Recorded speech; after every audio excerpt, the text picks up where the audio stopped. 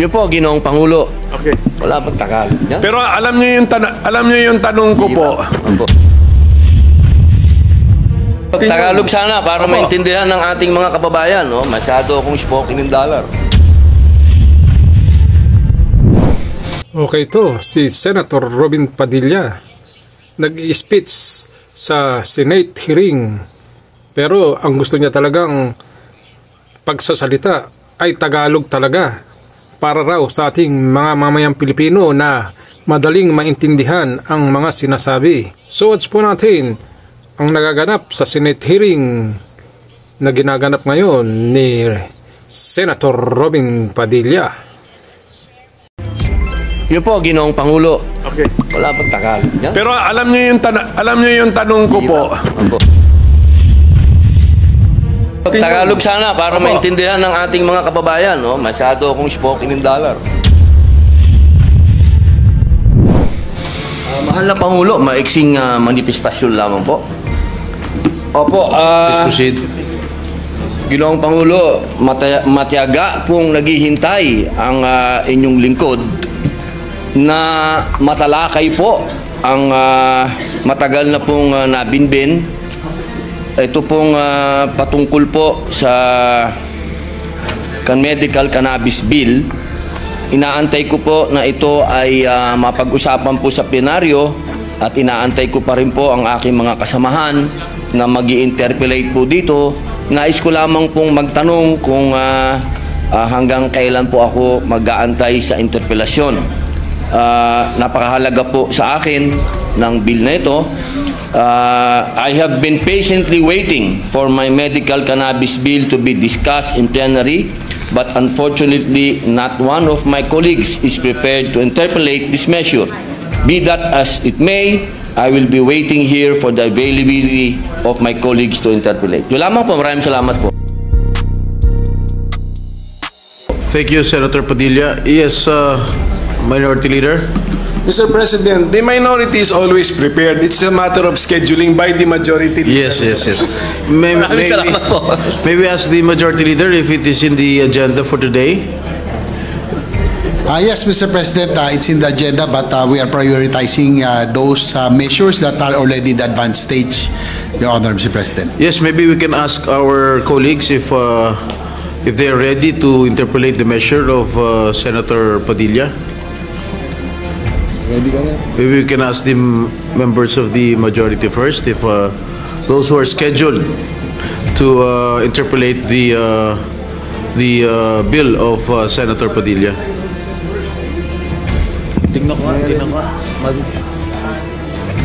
I think those who are scheduled to interpolate the bill of Senator Padilla is this representation.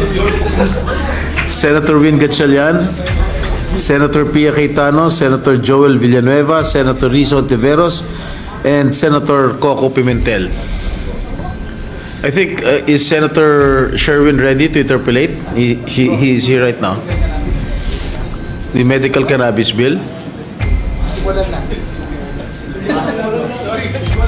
We can tackle it. Yes, Mr. President, probably later on after we tackle some important measures, we'll talk to the members of the majority who will be ready to. Yes, we can proceed later if some of our colleagues are ready to interpolate the bill of Senator Padilla. Maraming salamat po uli sa ating pinunong Minulya sapagkat napakahalaga po ng panimulang salita sa usapin nito sapagkat ito pong ating isinusulong, ito po ay bunga ng isang revolusyon na naganap sa ating bayan na ipinaglalaban po ang kaban ng bayan. Ibig pong sabihin, ito pong COA na atin pong binabanggit dito, Ginoong Pangulo, ito po ay napakahalaga ng papel nito sa ating bayan.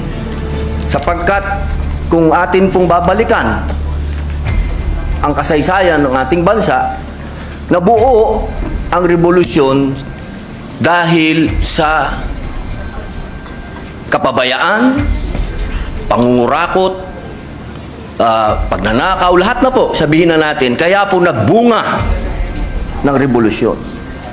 At kung titingnan po natin sa 1987 Constitution, napakalaki po ng papel ng COA. Ang sabi po dito sa Article 9, Constitutional Commission, ayan po letter D, Commission on Audit. Ayan po. Ginoong Pangulo, ang sabi po dito, the Commission on Audit shall have the power, authority, and duty to examine, audit, and settle all accounts pertaining to the revenue and receipts of and expenditures or uses of funds and property owned or held in trust by or pertaining to the government or any of its subdivisions, agencies, or instrumentalities, including government-owned or controlled corporations with original charters on a post-audit basis. Medyo mahaba-haba po ito.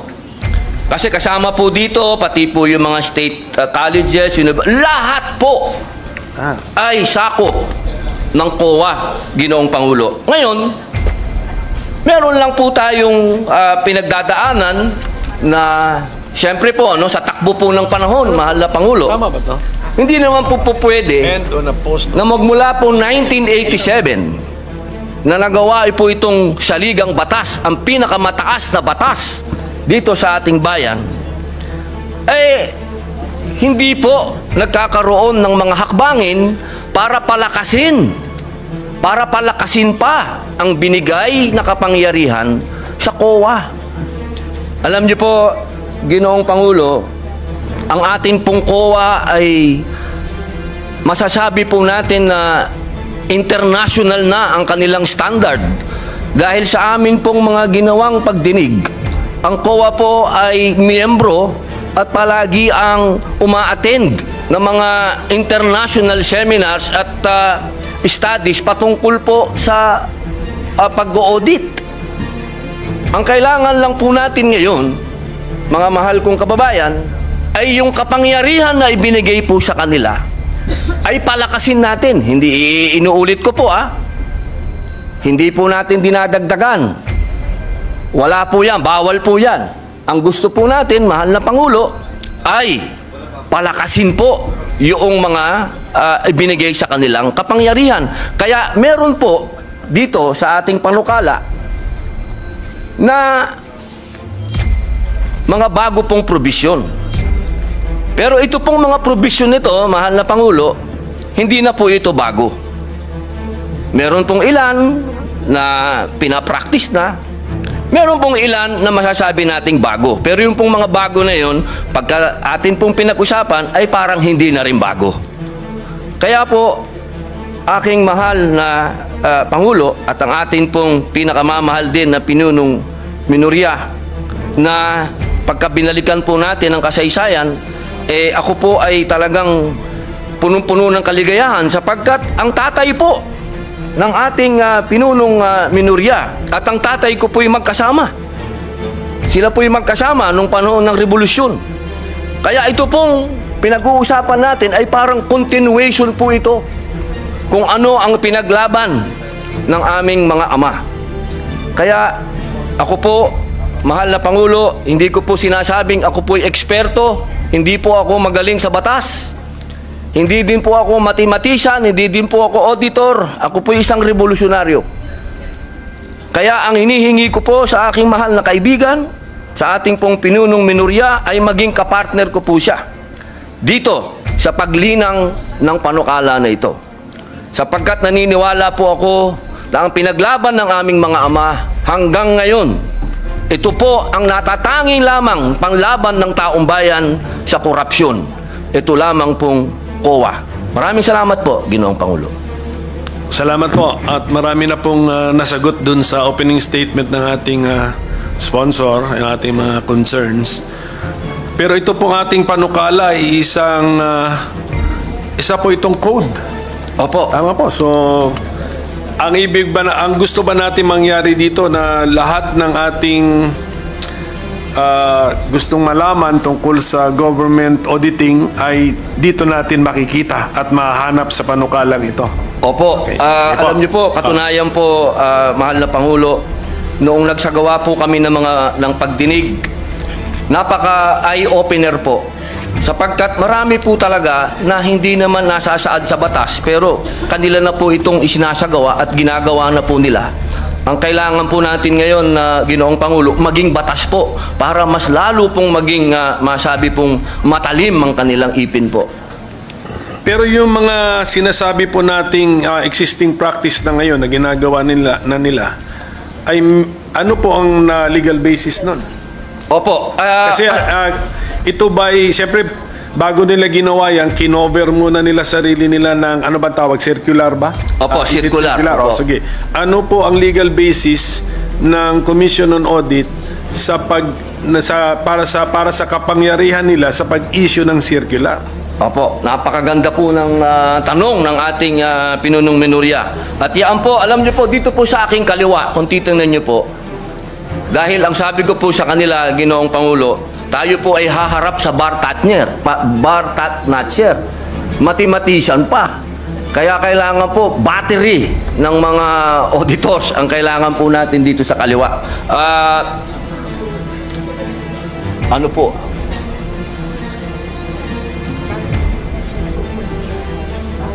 Yung legal basis na yun ay nandun sa Section 2 ng Konstitusyon. Opo. Dito po, sa nakalagay po sa ating Konstitusyon, sa Section 2 po, ng letter D, the Commission on Audit, dito po sa Section 2, number 2, sabi po dito, the Commission shall have exclusive authority subject to the limitations in this article to define the scope of its audit and examination, establish the techniques and methods required therefore. Yun po, nasa konstitusyon po, mahal naming Pangulo, na sinasabi po dito, meron po silang karapatan na maggawa ng mga techniques, establish techniques, methods sa pangalan po ng circular. Apo. yung susunod, mas importante rin po. Sige po, basahin ko na po. Baka kasi English baka may Tagalog kasi dito. Meron kasi Kaya nga po, ang sana ating may constitution Tagalog tayo. actually ay nakabandato dyan na merong Tagalog version ng ating constitution. Sige po, pwede po natin gamitin yun. Tagalog sana para maintindihan ng ating mga kababayan. No? Masyado akong spoken in dollar. Tagalog. Tuloy ko muna po sa English. Sige po. Due to insistent public demand. Therefore, and promulgate accounting and auditing rules and regulations, including those for the prevention and disallowance of irregular, unnecessary, excessive, extravagant, or unconscionable expenditures or uses of government funds and properties. Malinaw po dito, Ginoong Pangulo. Ito po naman sa Tagalog, dapat magkaroon ang komisyon ng tanging otoridad patay sa mga katakdaan sa artikulong ito na magtakda ng saklaw na audit at pagsusuri nito, magtatag ng mga kaparaanan at pamamaraan na kinakailangan ukol doon at maglagda ng mga tuntunin at alituntunin sa pagtutuos at pag-audit kabilang ang mga ukol sa paghadlang at di pagpaghintulot sa mga paggugol o paggamit ng mga salapi at ari-arian ng pamahalaan na tiwali, hindi kinakailangan, labis-labis, maluho o hindi makatwiran. Yun po, Ginoong Pangulo. So, sa ngayon po, ang COA, aside from the circulars that they have issued, and aside from the constitutional basis in the 1987 Constitution, ano po ang batas na nag-govern sa kanilang mga kilos? Sa ngayon po ay Sa ang ngayon, saligang yes. batas. At siyempre po, yung pong nakaraan, nung panahon po ng tayo pa po ay nasa panahon pa ng Marcos Sr., meron po tayong Presidential Decree 1445. Opo, doon po nagbase halos... Opo. And that is a 1978 law. So, ibig na, ang gusto natin na sabihin ngayon, ang basic and fundamental auditing code na sinusunod ng COA sa ngayon is a 1978 law. Opo, opo. Yung 1978 auditing code na yan, paano naman siya binago ng mga detalye na nandun sa 1987 Constitution?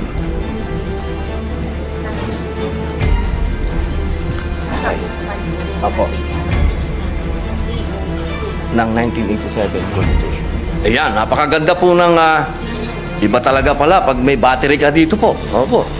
Ito po, ang sabi po nila, nandoon po ito sa Book 5 ng Admin Code of the 1987 Constitution. Meron po ba tayo? Book 5. Of the admin code. Opo, Admin Code. So, meaning to say,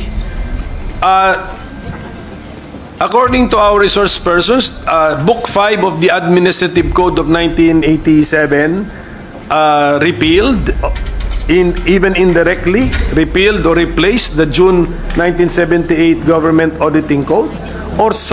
Or ano sila, complementary sila? Opo. Opo. Siya daw po ay complementary. Okay, sige. Opo, Kaya nga, ang tanong ko nga, Mr. Opo. Okay. So, ang gusto nilang sabihin sa atin is, sa ngayon, hindi naman talaga nakarely ang COA sa isang 1978 na issuance. Opo. Pati na rin sa Book 5 ng Admin Code ng 1987. Okay. Opo. Kaya po ang next tanong ko, kung medyo na-update na rin naman pala, ano po naman ang pagbabago na ating ilinagay sa ating panukala such that it is more desirable now to have this new government auditing code? Opo. Opo, pwede po natin itong isa-isahin kung ano po yung mga bagong provision. Mga bagong idea muna. May mga bago ba tayong idea o bagong approach dito sa ating panukala? Kasi unless sasabihin nyo po sa amin na Opo. yung circular, pinagsama-sama lang natin lahat at ginawa nating code. Ganun ba ang ginawa natin dito sa panukalang ito o hindi? Katulad po ng sinabi ko po kanina, Ginoong Pangulo, meron po kasing sa takbo po ng panahon, meron din po silang mga ginagawang pag-aaral sa abroad. Ano po? Opo. At yung mga best practices po ngayon sa abroad, gusto din po natin maisagawa. Pwede akong sumingit tungkol dyan. Opo. Ang ating bang COA chairman ay chairman ng isang international organization sa ngayon? Para pagkaalam ko, chairman ata siya ng isang international organization. So, Siya po ay member po. member. Opo, Okay, member po automatic siya. na may member tayo. Sige po, so continue sir. Kung ano yung kung may bago bang ideya dito sa ating panukala na hindi pa captured ng Book 5 of the Admin Code and the 1978 General Auditing Code tatawag na, or Government Auditing Code, yes. Opo. Kasi po may mga kaso po din, marami din pong mga bagong na desisyon ng Supreme Court na mga kaso po na nakakapag-define po ng mga kailangan sundin ng COA o sundin ng mga tao po. Opo.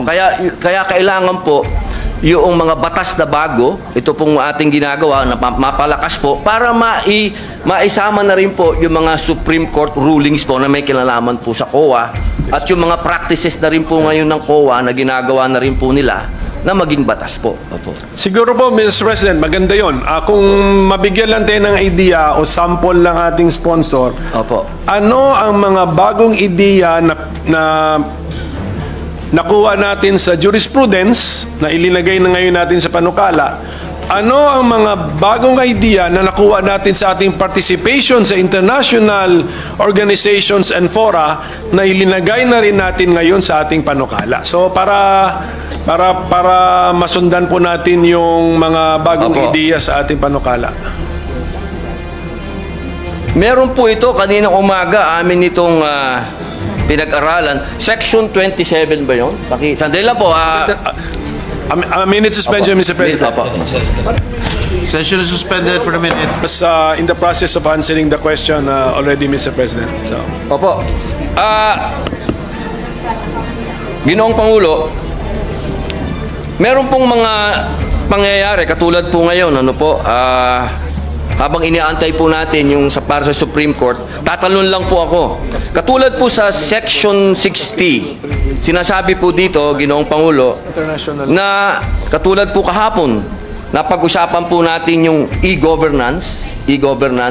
So dito po sa Section 60 ng ating panukala, nasasabi po dito, ay dinagdag po natin ang electronic transaction, katulad ng electronic documents, electronic collection, and electronic project. Ito po na rin ay pinapractice na rin po ito ng COA po sa ngayon. Yan po yung isa po na masasabi po nating malaking pagbabago. Opo, at dito naman po kanina, nagkaroon po ng kaso na dinesisyonan po ng Korte Suprema. Pero na? Yes. Ito po yun, ano? Section 27, matagal na po itong pinapractice ng COA. Ito po ay patungkol sa pagbabawal sa mga private entities for rendering audit or related services to government agencies. Kailangan muna po ng COA's approval kung kukuha ng pribadong entidad para gumawa ng mga audit sa mga government agencies. Nagkaroon po ng kaso ito, Ginoong Pangulo, at ang naging decision po ay pagkalagpas ng 60 days. Iba pala to. Sorry po. Ang sabi po dito, hindi po pwede. Pwede na pwedeng kumuha ng pribadong auditing firm yung private ng mga government agency po. Pwede po silang kumuha. Opo. Hindi po pwede na ang sinasabi po, kasi ito, ang ano po nito, galing po ito sa deliberasyon ng 1987 Constitution. Kasi meron po itong isang commissioner, sinasabi niya, sabi niya doon, hindi, kailangan exclusive ang COA. Ang sabi naman po ng ibang commissioner, hindi pwede. Natalo po siya sa bilangan. At yun po ang ginamit ng Supreme Court na argumento na hindi po pwede na exclusive. Kailangan pwede silang kumuha ng iba. Yun po yung mga desisyon na masasabi po natin na nangyari. Meron pa pong isa. Opo. Dito po sa Section 28, ito ay nasa PD 1445 at base rin po ito sa desisyon ng Korte Suprema. Ito po ay patungkol sa provision ng pag-hire ng law firms o private lawyers. Ito po ay alinsunod sa desisyon ng Korte Suprema. Kasi alam niyo po, minsan kailangan magpaalam pa sa COA, hindi na po, kumbaga, nagkakasuhan na. Ginoong Pangulo, nagkadimandahan na, wala nang panahon. Ang sabi po dito, na kapag lumagpas na yung 60 days, deemed approved na po yung request ng kung sino man pong ang gustong mag-hire ng lawyer, private lawyer. Yun po yung mga masasabi nating bago na meron po talagang bigat. Kasi ito po ay may kinalaman na sa mga desisyon ng Korte Suprema at ganoon din po doon sa paparating po na e-governance. So, hindi pa po ito natitesting, itong Section 28, kunyari lumampas ng 60 days, gumastos na ngayon yung... Meron na pong desisyon. Meron na pong desisyon ang Supreme Court. So, sa ngayon, disallowed. Pero ang COA, wala pa po. Ilalagay po natin ngayon sa batas. Kaya nga, kung wala ito, kaya sa ngayon, disallowed. Hindi pwede. Kung pagbabasihan po yung desisyon ng Supreme Court, what was the decision? Allowed? The Supreme Court allowed the expense of government in the hiring of private lawyer, or 60 days. or sustained the 60 decision? days po eh. So even the 60 days is in that decision? Hindi ako familiar po sa decision na Diba? yan. Opo. So, okay. Oo. Yun po, malinaw po yun eh. Malinaw po, Ginoong Pangulo, na halimbawa po, katulad po ng Pisan, di ba? Pisan, nag-hire po sila ng lawyer nila, lumagpas po, hindi po, ang nangyari ang tagal po, ano, hindi po nila maantay-antay yung approval ng COA. Ang sabi po, 60 days, deemed approved na po yun. Pag lumagpas. Okay. Ngayon, kinaklaro natin dito. Opo. Opo. Sige po. How about sa international best practices? Meron ba tayong napulot doon na linalagay ngayon natin dito sa ating panukala? Ano pong tawag? Section 26. Ayun! Nako, ito po yung pinakamaganda na pinag-usapan po namin. Ako gusto ko po ito. Kasi maraming lugar na hindi napupuntahan ng COA. Nakalagay po dito sa Section 26. Institutionalizes COA Citizen Participating Audit Program. Ito po yung Deputized Citizen Participatory Office. Since 2016 pa po ito, ginagawa nyo na. Opo, nagde-deputize po sila. Opo, ng mga mga CPA po, no? Tawag po nila CPA, mga opo. Kaya po ito po ay napakaganda sapagkat marami pong lugar dito sa ating bayan ang hindi po napupuntahan, Ginoong Pangulo. So ito pong participation ng civil society organizations na natin ay linilimit natin sa remote and critical areas. Bakit hindi natin gawin as a general rule? Opo, Sama sila. actually Sama sila. general rule po siya. Opo. Well, ito pang ang pagkasulat natin ay located page 20 line 17 to 18 nakasulat dito. Monitoring of projects located in remote and critical areas. So, mukhang maganda itong idea na ito. Bakit din natin gawing partner ng COA ang CSO? For all, if you want. Opo, yun daw po, practice na po na raw nila, Ginoong Pangulo. Ito po yung ginagawa na raw po nila. Opo. So, balikan po natin itong 26. Ano natin? Opo. I-expand po natin. Opo. Opo.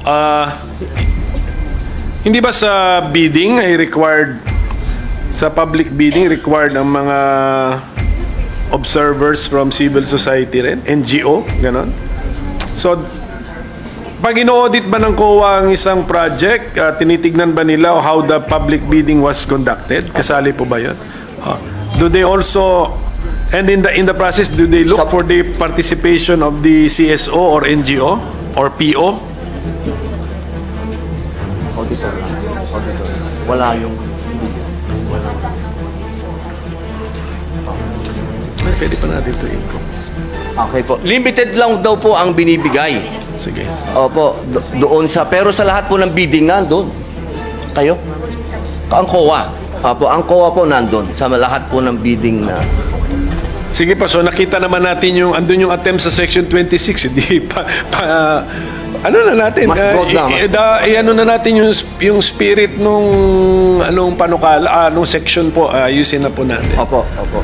Tapos Mr. President, bago ko ito malimutan, may mga concerns na riniraise yung mga private entities na it's either meron silang ano ba yun yung sa PPP? PPP. Because of the PPP, allowed ang private entities na parang meron siyang merger of activities or transactions with the government. Yun, meron silang isang section po rito. Section 24, if I'm not mistaken. Na yun po ang concern nila na Ano bang klaseng audit authority ang gusto ma-exercise or pwedeng ma-exercise ng COA sa kanila under our bill, Mr. President? Opo, ito po ay napakagandang tanong po ng ating pinunong minorya, sapagkat ito po ay napakarami na po talagang tumawag din po ng aking pansin dito sa usapin nito. Kaya ito din po ay nagkaroon din po kami ng napakahabang talakayan dito. Ngunit ako din po ay nasagot ng COA, sapagkat una po nilang sinabi sa akin na meron daw po talaga na tinatawag na Republic Act 11966. Ito pong RA na to sa second paragraph, section 31 ng PPP Code. PPP. Kung saan sinasabi po na ang mga PP projects awarded subject sa Government Audit Code or 2009 Revised Rules of Procedure ng COA and amendments thereto. Sa provision na ito, itinakda rin the COA in consultation and coordination with the PP codes shall adopt and promulgate the necessary framework and guidelines on accounting and auditing PP projects. Kaya dito po, sa ating Section 24, maliwanag naman po dito, ito ay patungkol sa limited jurisdiction ng COA. Sa mga private entities, kasama na rito ang public utilities. Kung meron po tayong mga pumasang batas na patungkol po dyan, yung RA number 11659, ito po yung Public Service Act.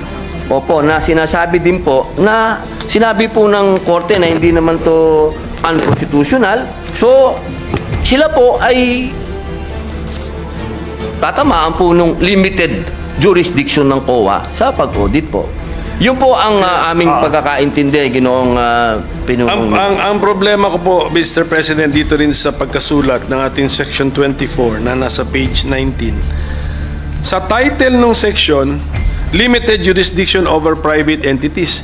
Pero pagbasahin mo yung body ng section, hindi mo naman makuha kung anong meaning ng limited jurisdiction. Kasi sinasabi rito, the Commission shall have authority to examine and audit the contracts, agreements, or dealings of private entities with the government, etc.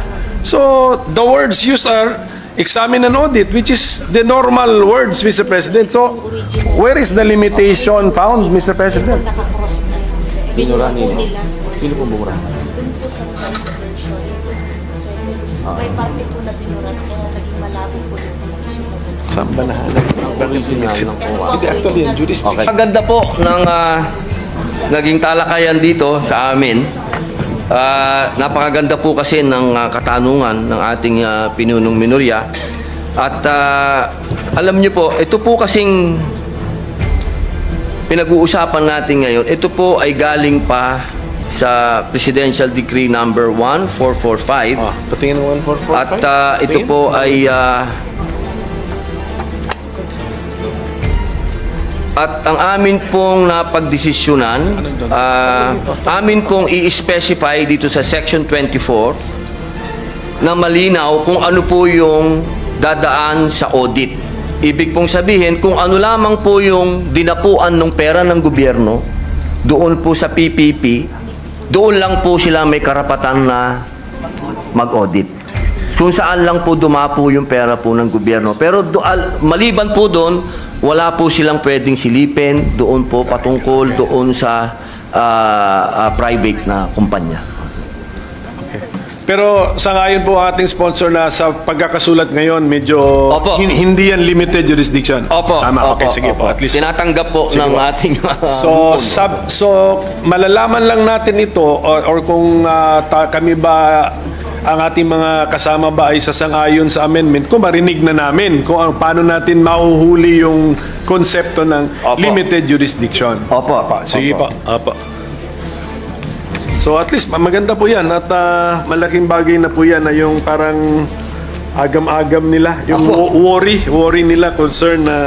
Opo. Natural po yung kanilang pag-aalala sapagkat sila po ay mga investor din po. Siyempre po, kailangan din natin alagaan yung mga investor. Pero wag po silang malumbay at wag po silang mag-alala. At lahat po ng pwedeng gawin ng COA patungkol lamang po sa pera ng gobyerno po. Ngayon po, yung konsepto ng right sizing, nakaka-discuss lang natin, parang nasa bill din yun. Pero yung kahulugan ba ng right sizing na gamit natin sa panukalang ito, kaparehas nung right sizing na sinabi po ng ating Senate President na dinipensahan niya yung kanyang panukala. Opo,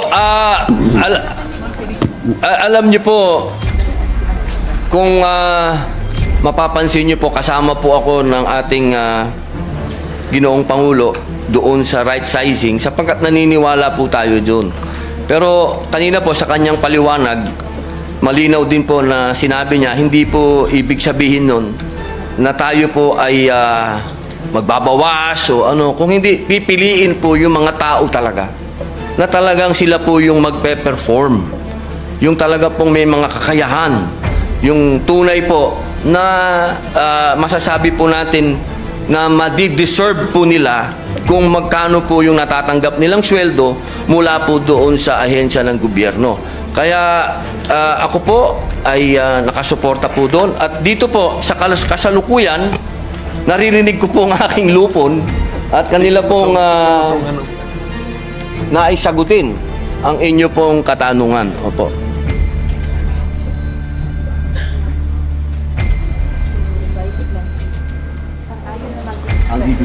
Ang BBM. Okay, magkamalit. Araw-araw akong sinahintay na po. Opo. Katunayan po, Ginoong Pangulo, lahat po ng aksyon ng COA na may kinalaman po sa organisasyon po nila, ito po ay dumadaan po sa DBM. Yun, opo. Ito po ay ina-approve ng DBM. Ang kanila pong tinatawag na revised plantilla. Opo. Wala po silang pagmamalabis po na ginawa patungkol po sa right side. Hindi natin binabago yon. Yung authority ng DBM na daanan ng kanilang ideya o proposal at magbigay ng approval ay nandito po sa ating panukala. I-retain natin yon. Opo. Opo. Kasi meron po akong, kunyari po nasa page 17, lines 5 to 7. 5 to 7. Yes, the commission proper may effect changes in the organization and functions of the commission as it may deem necessary in the exercise of its fiscal autonomy in order to carry out its constitutional mandate. Hindi po ba pwede itong ma-interpret? Kasi dun sa word na organization, pati function nga Hindi ba pwedeng ma-interpret ito na pwede na nilang hindi hintayin ang desisyon ng DBM? At saka yung functions na ito, pwede ba nilang baguhin itong code na ginagawa natin, Mr. President? Okay. Ginoong Pangulo, ito pong provision ng 5 to 7. Line 5 to 7. Page 17. Opo. The commission proper may effect changes in the organization and function of the commission as it may deem necessary in the exercise of its fiscal autonomy in order to carry out its constitutional mandate. Opo, yun po ang kasagutan po nila. Nasa special provision daw po ito ng GAA. Hindi, paano nga to na paano interpretation po nito? The commission, the COA can create additional positions and not need the DBM's approval because meron silang exercise of fiscal autonomy? Opo, basta hindi lang po sila lumalagpas sa budget. Basta nandun lang po sila sa budget. Paano sila nabigyan ng budget? In the first place, di ba kung kinocompute ang budget, PS, MOE, capital outlay. Pero lahat po yun, Ginoong Pangulo, dumadaan pa rin po sa DBM yun lahat. Opo, upon approval po ng DBM. So ang gusto natin sabihin, ito pong paragraph na ito ay nasa GAA at lumalabas yan year after year after year. Check mo. Special provision po. Pwede po natin basahin. Sige po, titingnan na lang po natin. Basta, oo, kasi ayaw natin ng ayaw natin ng... Doon po ba sa... sige, pakitingin na lang po yung... Doon po ba? Pati po ba sa special provision ay binanggit ang fiscal autonomy? Ito po. Tingnan natin. Opo. Aha. Page. Saan to? Page 11. Dito? Apa, dahil po. Minute suspension po. Standing any provision of law to the contrary and within the limits of appropriations in this act, the chairperson of the Commission on Audit, COA, is hereby authorized to formulate and implement the COA's organizational structure. B. Fix and determine the salaries, allowances, and other benefits of the COA personnel in accordance with the rates and levels authorized under RA number 6758 as amended, and RA number 6686 as amended. And C. Create new positions, transfer an item, or make other adjustments in the personal services itemization whenever public interest so requires. Implementation of the foregoing shall be subject to compliance with organization, staffing, and position classification and compensation standards of the DBM.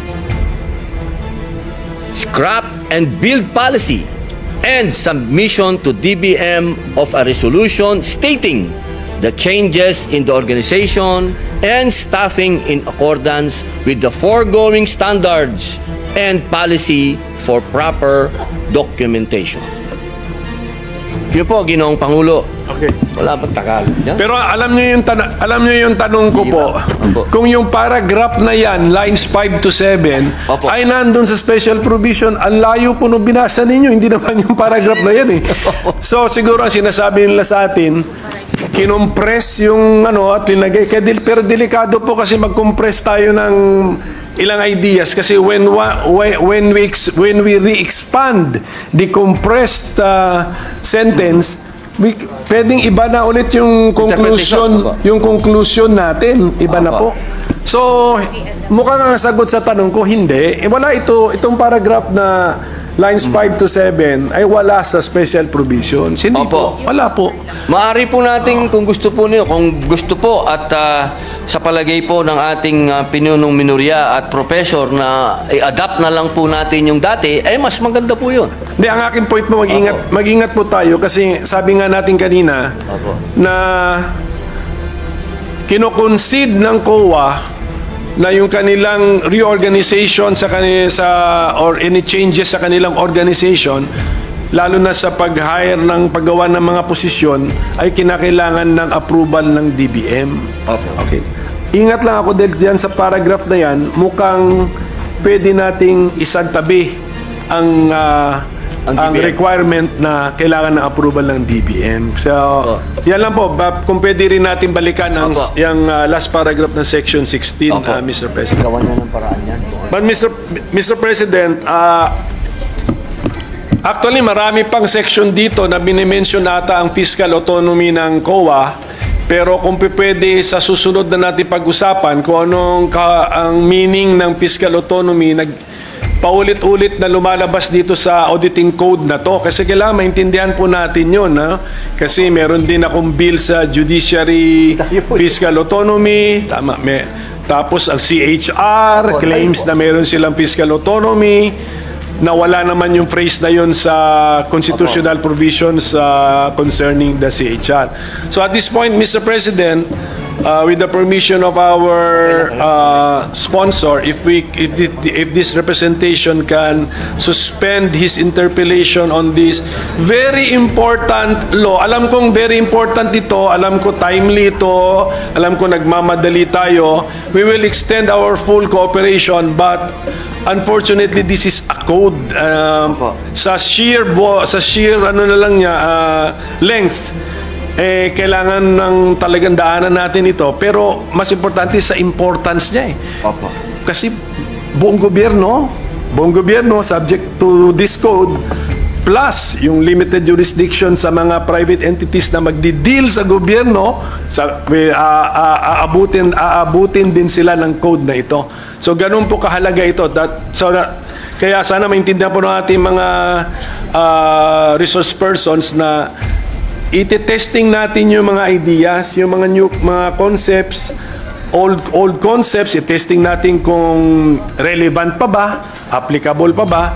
Then kung yung mga new concepts, iti-testing din natin kung mag-work ba sa tunay na buhay. So that is the purpose of our interpellation. But we are the minority is supportive of this bill. Napapanahon na. If 1978 yung PD, 1987 yung Book 5 ng Admin Code, ano na po yun? I mean, 30 plus years na ang basis. Nagbago na mundo. Sige po. So, and of course, I know for the fact na very exposed sa natin mga auditors to their participation in international organizations and fora. And in fact, meron tayong mga auditors na hina-hire ng UN. Tama? Tama. So, must be, ano na yun, parang, anong tawag mo nun? Parang, ano ba yun? Parang endorsement or ano ba yun? Patunay na po yun. Patunay o pagkilala sa galing at abilidad at reputasyon ng ating mga auditors.